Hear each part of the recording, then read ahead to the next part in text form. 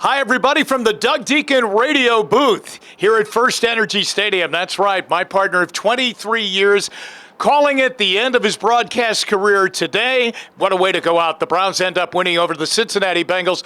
The final score, 21-16. The story in the game for the Browns, Dearness Johnson with a huge game running the football, and the Browns running the football really at will. They end up dominating the game, first downs, time of possessions, and just enough on the scoreboard to win by 5 to end the year at 8 wins and 9 losses. Is it the season that the Browns wanted? In no way did it end up that way. Should the Browns be going to the playoff round next week? Absolutely. When you take a look at that roster, there will be plenty of time, but a lot of time will have to be spent in a deep evaluation as to what happened to this football team, from the prognosticators picking them to be a team that could certainly win the AFC North, go deep into the playoffs, if not all the way to the Super Bowl, to a team that finishes 8-9 on the year and not into the NFL playoff field. If you just take a look at it very, very quickly, the Browns did not win the close games this year. Anytime they were in a tight game against formidable opponents,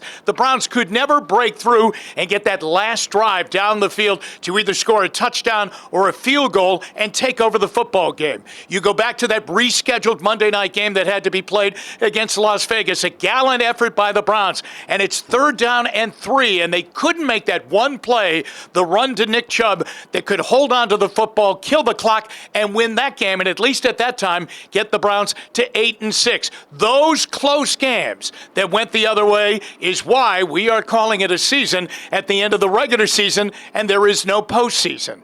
So as the Browns begin to take this thing apart, there are a lot of tough questions that need answers. Up at the top of the list, what about quarterback? Baker Mayfield was the subpar season because he was so physically hurt, so many injuries, that he could not play the quarterback position the way he needed to? Or are there other problems? What happened to this Browns offense that was so prolific at this time of the year last year, shooting into the playoffs? Once again, an offense that struggled all year long. As a matter of fact, even in this game against the Bengals, the Browns a couple of times in the red zone came up empty, not getting one on 4th down, throwing an interception on another play. Quarterback, what happened to the offense? 1 and 2 on the what happened to this football team in 2021 into the 2022 calendar year. What do the Browns do next? Well, they're going to have to throw the football much better next season because it still is a passing league. The Browns would have to hope for good health on that offensive line, the 1-2 punch of Chubb and Hunt returning to form physically to give them that running game, but they're going to have to throw the ball better, meaning the guy who throws it is going to have to be better, and the people who catch it are going to have to be better. The Browns wide receivers this year were never a big part of any kind of explosive plays except for Donovan Peoples-Jones making a big catch down in Cincinnati in that 41-16 blowout win. Everybody else